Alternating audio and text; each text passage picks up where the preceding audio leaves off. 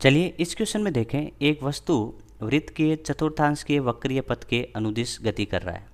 तब आपको बताना है कि दूरी और विस्थापन के अनुपात क्या होगा। तो अपन कह सकते हैं कि यहाँ पे चतुर्थांश की बात करें तो अपन कह सकते हैं ये वाला जो होगा वो आपका प्रथम चतुर्थांश होगा।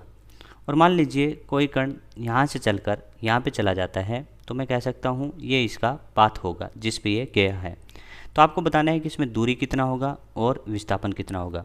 तो दूरी के लिए आप कह सकते हैं दूरी यहाँ पे होगा इस चाप की लंबाई, तो दूरी बराबर कह सकते हो पथ की लंबाई यानी चाप की लंबाई।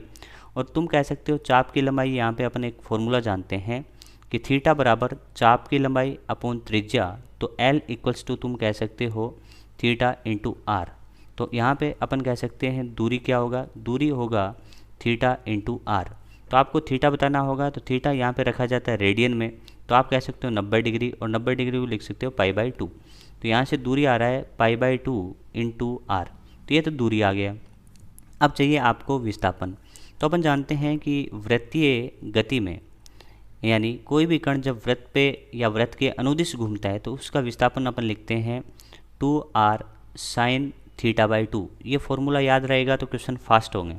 तो तुम कह सकते हो यहाँ से आएगा 2r साइन का साइन, और थीटा की जगह लिख सकते हो कितना कोण घूमा, तो प्रथम चतुर्थांश में ये इसका प्रारंभिक बिंदु है, तो ये इसका अंतिम बिंदु है। तो तुम कह सकते हो 90 डिग्री घूमा, तो यहाँ पे लिख सकता हूँ 2r साइन 90/2। और जब इसको सॉल्व करेंगे तो 2r और ये साइन 45 का वैल्यू 1/√2 होगा। तो तुम कह सकते हो यहाँ से आंसर आया √2r।